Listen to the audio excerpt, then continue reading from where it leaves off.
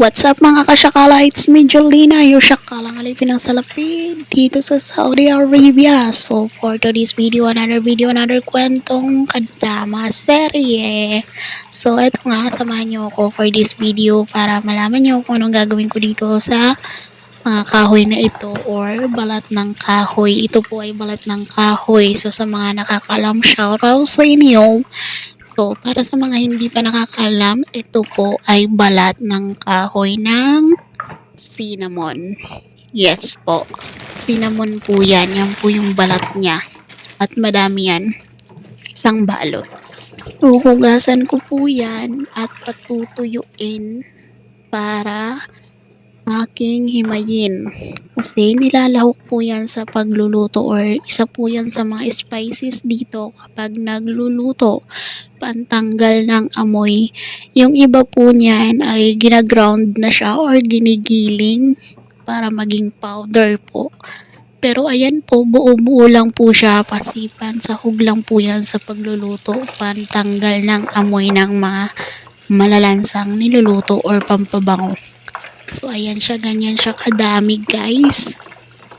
Nung hinugasan ko, madami po yan at patutuyuin ko po. So, ayan guys, madami siya, isang balot na ganyan, madami yung laman at madami ka nang magagawa. So, ayan siya, ayan yung price niya, 14.40 SAR.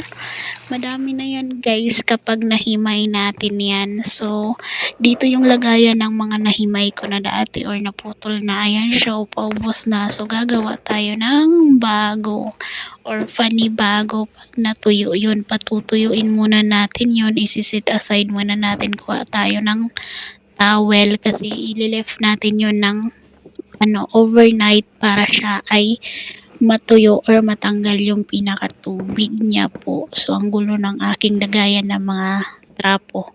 Trapo, hindi pala. Towel pala yan para sa mga gulay.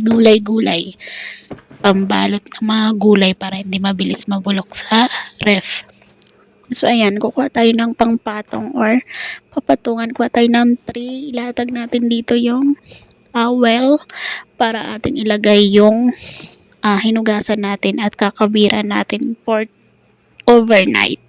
At bukas ay hihimayin natin yun pag natuyo na siya, pag wala ng tubig. So, ayan. Ayan na siya, nakalatag na, o, diba? Ganyan na yung kanyang itsura at tatakpan natin. Ayan lahat yung 14.40 SAR. So, tatakpan natin yan. Ilileft natin ng overnight para mag-dry siya at matuyo. So, make sure natin na bago natin takpan wala nang moist or tubig para hindi siya magkaroon ng amoy.